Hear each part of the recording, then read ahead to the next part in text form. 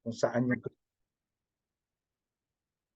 kung saan po ninyo gustong pumwesto, ano po, ay nasa sa inyo na po yan, no? Kasi po, nasa kanya-kanya tayong tahanan, no? At bago po natin simulan ang pagbabahagi ng magandang balita sang-ayon kay Pablo, tayo muna po sama-samang manalangin. Magsiyuko po tayong lahat, ipikit natin ang ating mata at damhin po natin ang dakilang presensya po na kumikilos sa bawat mananampalataya. O aming Diyos na banal, buhay, makapangyarihan sa lahat.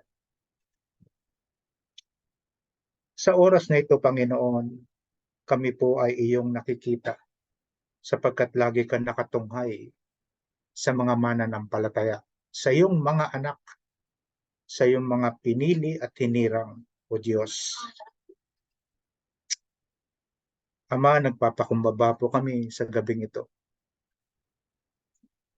At dalangin po namin na kami po ay pakalinisin mo, maging karapat-dapat kami na mapakinggan namin ang iyong buhay at mabisang salita. At dalangin din namin, Ama, na pagkalooban mo kami ng sapat na kaalaman, karunungan patungkol sa iyong mga salita. At tulungan kami ng banal na Espiritu Santo na ito po'y aming maunawaan sapagkat ikaw ang aming katukatulong. Ikaw ang aming helper, Panginoon. Kaya po humingi kami ng tulong sa iyo na tulungan mo po ang lahat ng mga kapatiran, maging ang iyo pong lingkod na maghahatid ng iyong mensahe sa oras na ito. Nagpapasalamat po kami sapagkat niloob mo na muli kami magkasama-sama bilang magkakapatid kay Kristo. Salamat po, Panginoon, ipinagkakatiwala po namin sa iyo ang bahaging ito na pag-aaral namin ng iyong buhay at mabisang salita sa pangalan ng Ama, ng Anak, Espiritu Santo, sa pangalan ni Jesus. Amen. And amen. Nakikita niyo po, no, sa inyo pong mga screen, ang nakaraan po natin na pag-aralan nung Sunday po, no?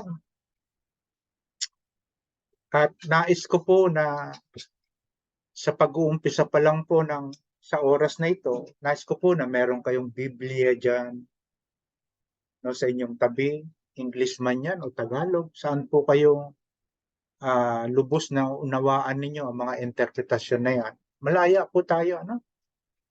Malaya tayo na makipagbuklat dahil po wala.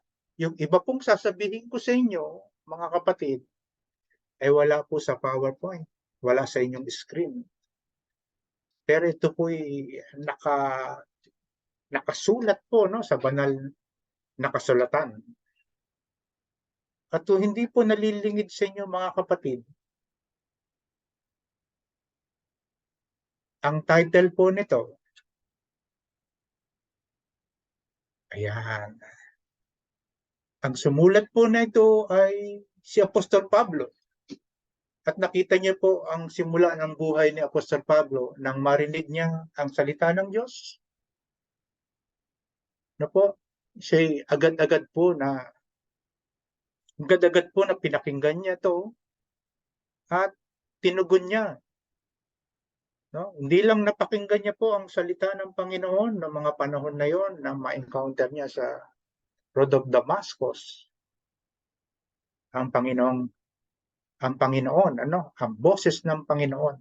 Agad siyang tumugon dito, ano? Pero may mga bagay po na-encounter siya, no? Na naging parang naging banta sa kanyang buhay, iba't ibang naging banta sa kanyang buhay. Maging sa kanyang pangangaral po, makikita niyo po yung mga taong tumitiligsa sa kanya. Kaya po ito, no, yung isinulat ni Apostol Pablo, kaya po kung sa akin pong pananaw, no, parang the gospel of Sinful po ito. Ang pahayag ito ni Apostol Pablo, ang pagkabuhay na muli ni Kristo at ang pagkabuhay na muli ng mga mananampalataya. Pero gusto ko po na maging maliwanag sapagkat ako rin po nung ako po kabago-bago ko lang po, parang may doubt po maaring namamayani po sa mga tagapakinig ngayon, nasa ibang bansa man kayo o nasa Pilipinas, ibang lugar sa Pilipinas. Parang may doubt po ito pumapasok sa inyong isipan. Kahit po ako nung bago lang ako, nag-aaral ng salita ng Diyos. Pinapakinggan ko, parang may pumapasok na nagdadalawang isip ako. Totoo kaya ito? Pero titignan po natin mga kapatid, kung ano po yung ibibigay sa atin ng Diyos na at karunungan, ay pagpasensyahan niyo po kung ano po maabot ng isipan po, ng isip natin, o kung ano yung sukat ng pananampalataya po na ipinagkaloob sa bawat isa sa atin. Hanggang doon lang po tayo. Kaya niya po isinulat ni Pablo ang pagkabuhay na muli ni Kristo at ang pagkabuhay na muli ng mga mananampalataya. Kung pagkabuhay na magmuli, kailangan mamatay muna po ang Panginoong Kristo. Amen po ba tayo, Dito sa pagkakasulat po nito, kailangan mamatay muna siya. Kaya ito po prophetic. Prophetic na makikita natin. Tignan po muna natin, Tignan po muna natin, sa unang yugto po nito. Sige po, buklatin po natin, mga kapatid, sa number 1. Yan po, hindi ko na po babalikan po, mga kapatid, yung scripture na binasa natin from verse 1 to 58 po yan, Lulundag na po tayo doon sa number 1. Yan. Okay. Isinulat ni Pablo ang kahalagahan ng buhay na nakay Kristo upang itaas at palitawin ang katotohanan ng magandang balita. Okay, tingnan po natin kung ano po itong kabantugan na ito. Marami pong tao na nagbabahagi nito. Pero siyempre sa mga iba't ibang aspeto po ng pagbabahagi, ng mga Bible study, one-on-one, nagbabahagi ng salita ng Diyos. Limitado lang po, kaya hindi natin maipahayag, doon sa mga nasisharean natin sa mga tabi-tabi, sa mga maliliit na tahanan. Hindi po masyadong matackle natin. Hindi masyadong maliwanag sa kanila. Hindi katulad ng ganito po talaga na nakapokus tayo para mag-aral lang, Yung mga ganito sa pagtuturo, kinds of po ito, Isang klase po ito ng pagtuturo at ito po yung mga tuntunin ni Apostol Pablo na maaaring ma-encounter mo ang isang tao, dahil sa pagbabahagi, ng salita ng Diyos. Ang kabantugan ng pagkabuhay na muli. Okay, sinasabi po dito sa mga talatang ito, ang pagkabuhay na muli ni Kristo ang pinakasentro ng gospel po. Yan ang center ng gospel. Doon po sa unang aklat ni Matthew, Mark, Luke, and John. Nakasulat po yan. Yan ang pinakasentro po. Ang pagkabuhay na muli ni Kristo ang pinakasentro. Hinggil sa kaligtasan. Salvation. Yan po yan. Kaya pinapahayo tayo ng Diyos para ipamalita ang magandang balita ng Diyos.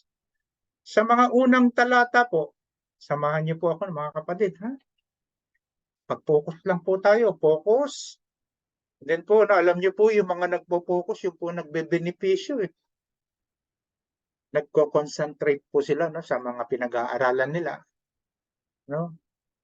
Yan po ay makakabuti para sa mga tagapakinig. Mga kapatid, ngayon ipinapaalala ko sa inyo ang magandang balita. Yan po yung binibitbit natin, no? Ng mga nag-share ng salita ng Diyos. No? Ipinangaral ko sa inyo, iyan ang magandang balitang inyong tinanggap. Tingnan po natin yung mga word at balansihin po natin. No? Sabi niya, iyan ang magandang balitang inyong tinanggap at naging salikan ng inyong pananampalataya. Yung evidence po, no? Evidence of faith. Kailangan determinado po tayo, mga kapatid, sa ating mga ginagawa. Sabi niya po, no? Uulitin ko lang po, mga kapatid.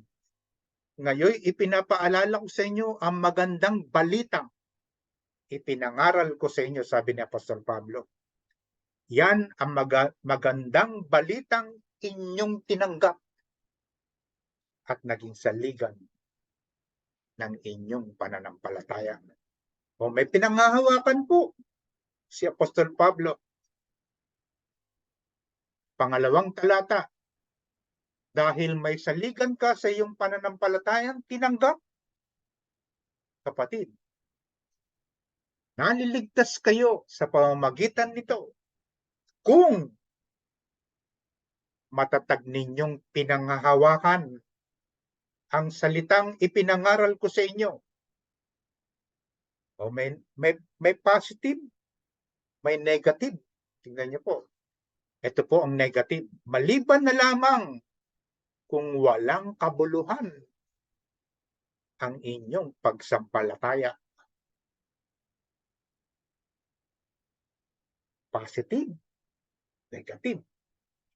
May totoo at may hindi totoo. Kaya talagang pwede pong maghalo eh. Pwede pong maghalo yan, mga kapatid. No? Kaya may doubt eh.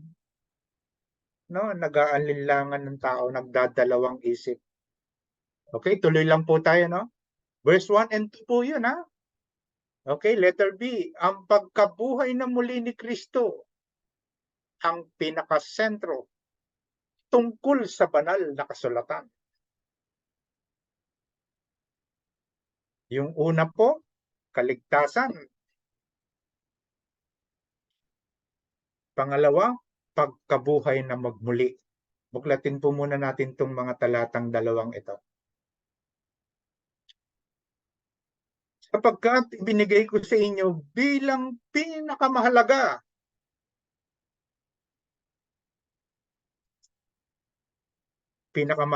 sa lahat ang tinanggap ko rin. Tingnan niyo po, no?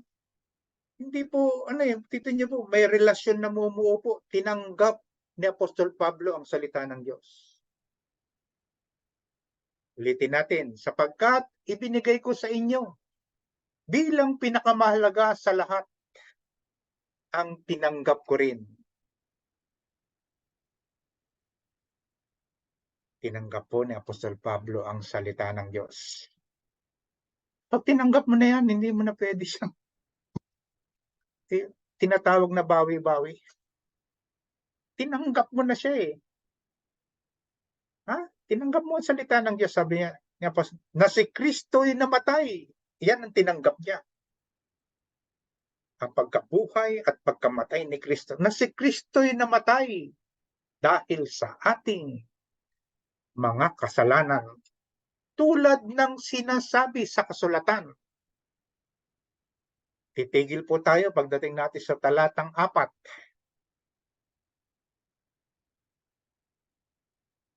Inilibing siya at muling nabuhay sa ikatlong araw.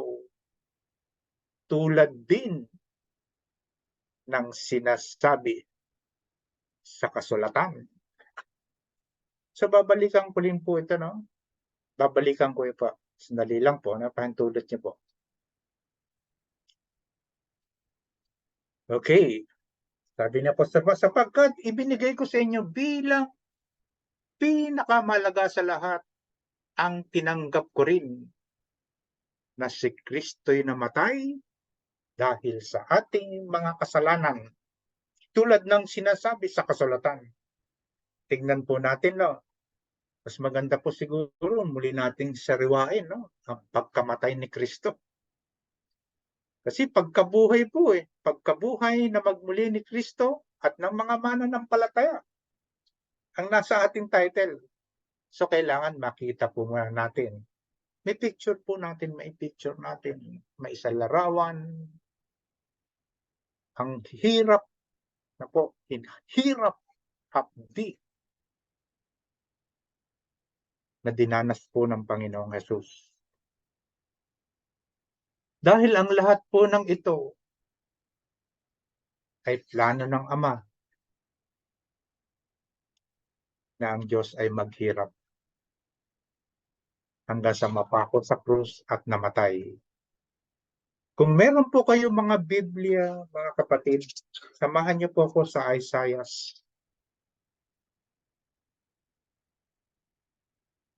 53. Tignan po natin kung gaano kahirap ang dinanas ng Panginoon. Talagang wala. Parang wala. Walang nalalaman ang tao tungkol sa Kanya. Kaya po tignan nyo, no? Pag tinitignan nyo, very practical po ang umahayo. Wala po nakakaalam.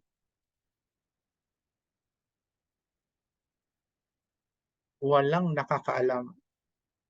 Walang naghahanap sa Diyos.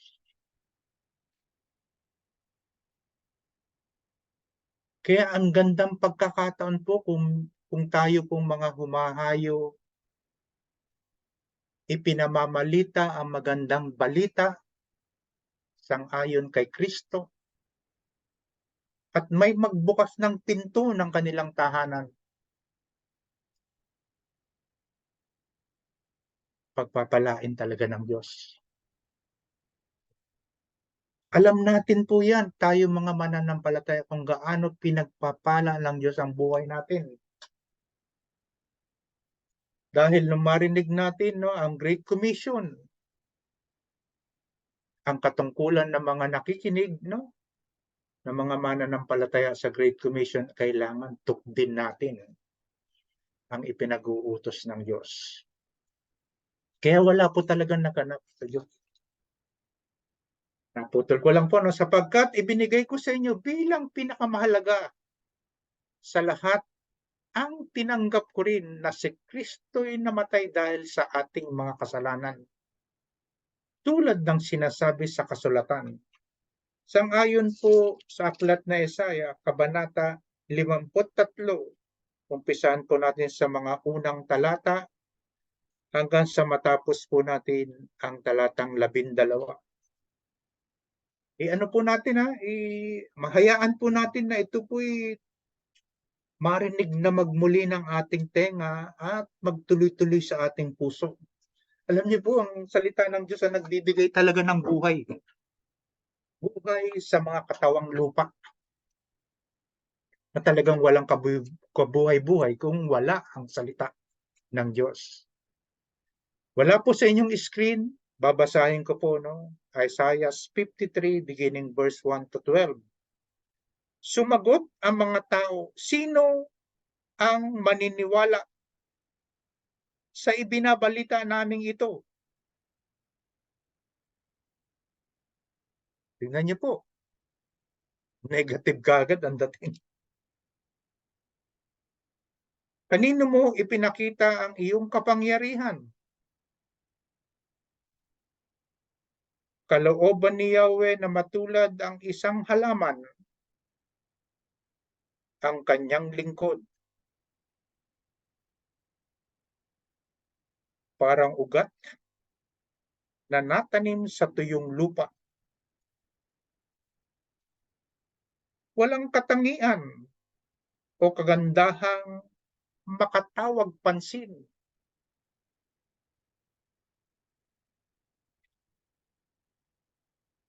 Walang taglay na pang-akit.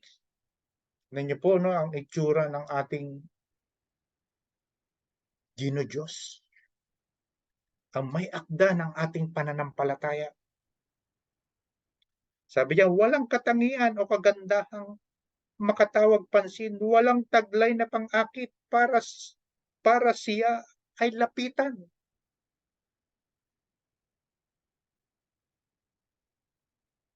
Hallelujah. Talatang 3, hinamak siya ng mga tao at itinakwil. Nagdanas siya ng hapdi at hirap. Wala man lang pumansin sa kanya. Pinaliwala natin siya na parang walang kabuluhan. Hallelujah. Verse 4, tunay ngang inalis niya ang ating mga kahinaan. Pinagaling niya ang ating mga karamdaman. Subalit, inakala nating iyo'y parusa ng Diyos sa kanya. Talatang 5, ngunit dahil sa ating mga kasalanan, kaya siya nasugatan. Siya ay binugbog dahil sa ating kasamaan.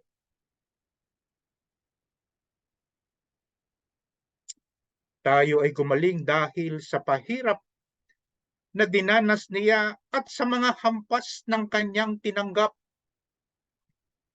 Talatang 6, tayong lahat ay tulad na mga tupang naliligaw. Nagkanya-kanya tayo ng lakad. Ngunit ipinataw niya sa kanya ang kaparusahang tayo ang dapat tumanggap. Tingnan niyo po, no? Ako, ikaw, tayong lahat ang dapat parusahan dahil sa ating kasalanan. Pero tingnan niyo po ang Panginoong Hesus. Plano ng Ama na saluhin lahat. Tanggapin ito ng anak. Pananagutan po ng anak na dapat ako magbayad sa kasalanang ginawa ko. Inako po lahat ng Panginoong Hesukristo ang kasalanang ating ginawa. Yan po'y tinanggap ni Apostol Pablo ang salita ng Diyos. Hallelujah. Okay, tuloy lang po tayo, no? Verse 7. Siya ay binugbog at pinahirapan, ngunit hindi kumibo kahit isang salita. Tulad ay tupang nakatakdang patayin, parang korderong hindi tumututol kahit nagupitan at hindi umiimik kahit kaunti man. Tiniis niya pong lahat, mga minamahal kong kapatid. Lahat ng hirap, hampas, palo, tiniis lahat ng Panginoong Hesus. Lahat ng hirap. Verse 8, nang siya'y hulihin at tatulan upang mamatay, wala man lamang nagtanggol sa kanyang kalagayan. Siya ay pinatay dahil sa sala ng sangkatauhan. Verse 9, siya inilibing na kasama ng masasama at mayayaman. Kahit na siya ay walang kasalanan o nagsabi man ng kasinungalingan. Sinabi ni Yahweh, ang kanyang paghihirap ay kalooban ko.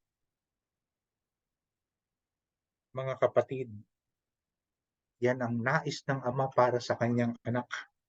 Sinabi ni Yahweh, ang kanyang paghihirap ay kalooban ko.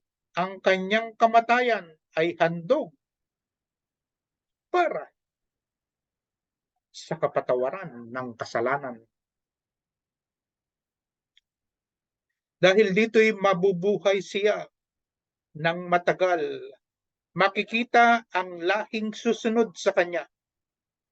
At sa pamamagitan niya ay maisasagawa ang aking panukala. Talatang 11, pagkatapos ng mahabang pagdurusa, muli siyang lalasap ng ligaya. Malalaman niyang hindi nawalan ng kabuluhan ang kanyang pagtitiis. Ang tapat kong lingkod na lubos kong kinalulugdan, ang siyang tatanggap sa parusa ng marami. At alang-alang sa kanya, sila'y aking patatawarin. Dahil dito, siya'y aking pararangalan kasama ng mga dakila at makapangyarihan, sapagkat kusang loob niyang ibinigay ang kanyang sarili at nakibahagi sa parusa ng masasama. Inako niya ang mga makasalanan at idinilangin sila'y patawarin. Purihin po ang pagkabasa ng banal na kasulatan. Makikita niyo po, no, kung gaano po napakahirap po ng dinanas ng Panginoon para mapatawad lang tayo sa ating mga kasalanan. Binanggit po ni Apostol Pablo sa mga talatang, sapagkat ibinigay ko sa inyo bilang pinakamahalaga sa lahat ang tinanggap ko rin, na si Kristo'y namatay dahil sa ating mga kasalanan. Inilibing siya at muling nabuhay sa ikatlong araw, tulad din ng sinasabi ng kasulatan. Na po natin kung maalis po loobin ng Diyos doon po sa mga nagdadalawang isip, no, may mga doubt po, ang salita ng Diyos na po ang gagamot niyan. Hindi na po natin kayang payuhan po. Hayaan natin po, tignan po muna natin, no, na si Kristo'y namatay dahil sa ating kasalanan, at tignan naman po natin ang kanyang muling pagkabuhay. Ahanguin po natin ito, no? Kung natatandaan niyo po, no, doon sa 1 Corinthians chapter 12, no? Pupunta po tayo, no, para makita natin yung muling pagkabuhay, hindi po sa panahon ni Apostol Pablo, no? O nila Peter, ano po? Tignan po natin, no, sa panahon po ni Haring David. Yan, okay. Sige po, buklatin natin ang ating mga Biblia, no? Inilibing siya at muling nabuhay sa ikatlong araw, tulad din ng sinasabi sa kasulatan. Punta po tayo sa chapter 2 ng Book of Acts. Samahan niyo po ako, mga kapatid. Book of Acts.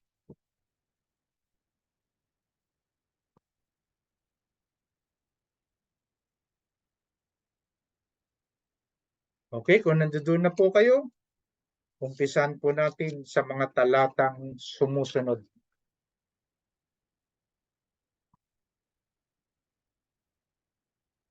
Verse 22. Okay, hanggang 38.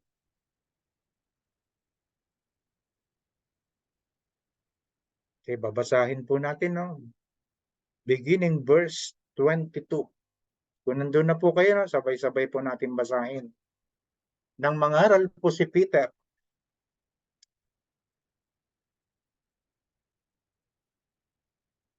sabi niya po sa mga unang talata, mga Israelita, pakinggan ninyo ito, na si Jesus na taga Nazaret ay isinugo ng Diyos. Pinatunayan ito ng mga himala, mga kababalaghan at mga palatandaang ginawa ng Diyos sa pamamagitan niya. Hallelujah. Alam ninyo ito sapagkat ang lahat ng ito ay naganap sa kalagitnaan ninyo. Ang Jesus na ito na ipinagkanulo sa inyo ayon sa pasya at kaalaman ng Diyos sa mula't mula pa ay ipinapako ninyo at ipinapatay sa mga taong masasama. Talatang 24, subalit siya'y muling pinuhay ng Diyos. Magkakaiba na po ng ano to, ha? Magkakaiba na ng panahon, magkakaiba na po ng mga taong sumulat na makikita niyo po, no? Verse 24 po, subalit siya'y muling binuhay ng Diyos at pinalaya mula sa kapangyarihan ng kamatayan sapagkat hindi maaaring siya'y bihagin nito. Sabi ni Peter sa bayang Israel. Gaya ng sinasabi ni David tungkol sa kanya. Tingnan niyo po, no? Si Haring David na naging hari po. Si David na isang pastol na naging hari. Verse 25, gaya ng sinabi ni David, sabi ni Peter, tungkol sa kanya. Tingnan niyo po yung testimonyang ito, mga kapatid. Nakita ko ang Panginoon na lagi kong kasama. Amen po ba tayo doon, no? Hindi ako matitinag sapagkat kapiling ko siya. Dahil dito natuwa ang puso ko. At ang mga salita ko'y napuno ng galak. At ang katawan ko'y mananatiling may pag-asa. Talatang 27, sapagkat ang kaluluwa ko'y di mo pababayaan sa daigdig ng mga patay at hindi mo hahayaang makaranas ng pagkabulok ang iyong banal na lingkod. Alam niyo po, pag nangako ang Diyos, mga kapatid, gagawin ng Diyos. Makatotohanan po ang salita ng Diyos. Ulitin po natin verse 70, sapagkat ang kaluluwa ko'y di mo pababayaan sa daigdig ng mga patay at hindi mo hahayaang makaranas ng pagkabulok ang iyong banal na lingkod. Itinuturo mo sa akin ang mga landas patungo sa buhay. Amen. Jesus is the way, the truth, and the life. Siya ang tamang daan patungo sa buhay. Dahil ikaw ang kasama ko, ako'y mapupuno ng kagalakan. Talatang 20, mga kapatid, may katiyakan na sinasabi ko sa inyo na ang ninuno nating si David ay namatay at inilibing. Yan po yan, no? Yung flash po, pinapakita ko, no? Ibuburol, namatay, ibinurol, at inilibing. Hanggang ngayon, talatang 30, siya'y propeta at alam niya ang pangako sa kanya ng Diyos. Haring David po ay propeta. Mga kapatid, pangako sa kanya ng Diyos na magiging haring tulad niya ang isang magmumula sa kanyang angkan. 31, noon pa man ay nakita ni David. Tingnan niyo po, ha? Sumaksi si David. Si Peter sumaksi Makikita niyo po yan mamaya, no? At nasaksihan po nila ang pagkabuhay na magmuli. Maging sa panahon po ni David, mga kapatid, verse 31, noon pa man ay nakita ni David ang muling pagkabuhay ni Kristo at ipinahayag niya ito ng kanyang sabihing hindi siya pinabayaan sa daigdig ng mga patay at hindi nakaranas ng pagkabulok ang kanyang katawan. Ang Jesus na ito, ang Yeshua po, binabanggit, mga kapatid. Hallelujah, Lord. Verse 32, ang Jesus na ito ay muling binuhay ng Diyos at saksi kaming lahat sa pangyayaring iyon. Maging si Haring David po ay nakasaksi ng muling pagkabuhay ni Jesus. Talatang 33, pinaupo siya sa kanan ng Diyos at tinanggap niya mula sa Ama ang ipinangakong Espiritu Santo. Hallelujah. Tuloy po tayo, mga kapatid. Hindi si David ang umakyat sa langit, kundi sinabi lamang niya. Sinabi ng Panginoon sa aking Panginoon, maupo ka sa kanan ko. Hanggang lubusan kong mapasuko sa iyo ang iyong mga kaaway.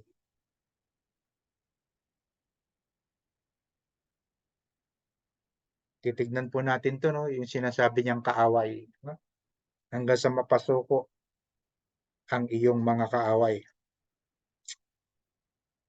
Talatang 36, kaya't dapat malaman ng buong Israel na itong Jesus na ipinako ninyo sa krus ay siyang ginawa ng Diyos na Panginoon at Kristo. Hanggang dito po tayo, mga kapatid, ha? Kaya po sinabi po, pinatotohanan, no, sa Ebanghelyo ni Apostol Pablo, siya'y inilibing, siya ay muling nabuhay sa ikatlong araw, tulad din ng sinasabi sa banal na kasulatan. Okay, patutuhanan po natin to sa panahon po nila Peter. Ang katibayan ng muling pagkabuhay ni Kristo, nasaksi ang mga alagad sa panahon nila ngayon, noon, maging si David ay nakasaksi po ng muling pagkabuhay ni Kristo, ni Jesus. Tingnan po natin ang mga talatang ito, mga kapatid. Kung meron pa pong panahon, no? 4 na minuto pa po. Okay, thank you. Okay, katibayan ng muling pagkabuhay ni Kristo, na saksi ang mga alagad na siyang nagpapatunay nito. Buklatin po natin at tignan ang mga sinasabi po sa mga sumusunod na talata, 5 hanggang 11.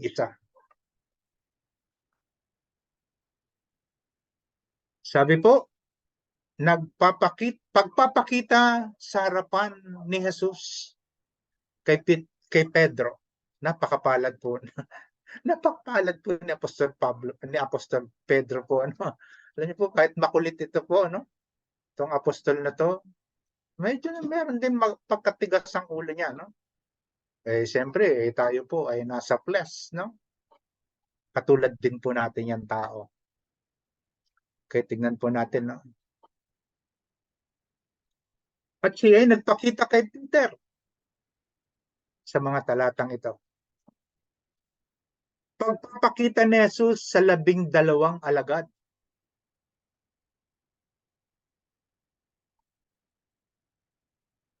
At saka sa 12, sino-sino po? Ang dami po niya, no? 12 sila eh.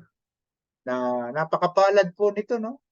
Na kasama po nila ng mga kapanahunan nila ng buhay pa po, ano, bilang tao si Jesus, na kasama nila, ano, para tuptin ang ministeryong,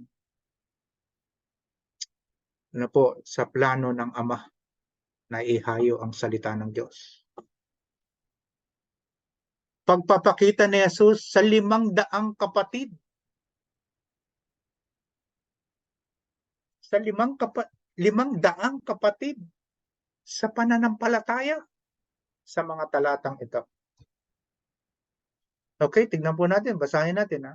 Pagkatapos nagpakita siya sa mahigit na 500 kapatid na nagkakatipon. Marami sa kanila ay buhay pa hanggang ngayon. Subalit patay na ang ilan. Tingnan po natin sa buhay natin, mga kapatid. May dati tayong mga kasamahan na namayapa na. Nauna nga lang sa atin. At sa panahon na to, tingnan niyo po yung mga nabubuhay pa. Marami sa kanila ay buhay pa hanggang ngayon. Up to present po. Mapalad po tayo, subalit patay na ang ilan. Yan po ay talagang realidad po, no? May nabubuhay po tayo sa panahon na to, buhay na buhay tayo, no? Mga kapatid, yung iba po, nilisan na nila, no? At sila po ay namayapa na. Nagpakita rin siya kay Santiago o James, no? Yan po yung binabanggit diyan sa talatang 7a. At nagpakita rin siya sa lahat ng mga apostol. Ang dami po, no? Pag binilang niyo po, ang dami sa lahat ng mga apostol. Ilan po ba yung mga apostol na yan? Okay. At sang-ayon kay Apostol Pablo, nag-testimonya po siya. Oh. At nagpakita rin siya kay Apostol Pablo. Mga kapatid, basahin po natin at dito tayo magtatapos pansamantala at loobin po ng Panginoon, no? Loobin na magkita-kita po ulit tayo sa mga susunod na pag-aaral po natin ng salita ng Diyos. Sabi ni Apostol Pablo sa unang talata, hindi man karapat dapat si Pablo sapagkat pinahirapan niya ang mga iglesia. Yan po yung lumang pagkatao ni Apostol Pablo. Ano po, tinutuligsa niya mga iglesia. Pinahihirapan niya po, no? Ibinabayong niya po sa wikang Aramaic. Bayong, itinututsu niya po, isinusumbong niya po. Yan po, ipinagkakanulo niya po ang mga iglesia, ang mga Kristiyano. Mga kapatid, salamat po sa inyong walang sawang pakikinig at sundan lang po natin, no? At wag po natin puputulin po, no? Kapag tayo po, halimbawa ay nagkaroon ng mga discussion sa mga susunod na Friday, ano po, kung ano po yung inumpisan natin nung Sunday, wag po natin putulin. Pwede nyo pong isama yon sa inyong mga kaalaman patungkol sa salita. Ano po, salamat po sa walang sawa ninyong pakikinig at ang Diyos po ang magpala sa ating lahat. Tapos na po ang ating pagbabahagi ng salita ng Diyos.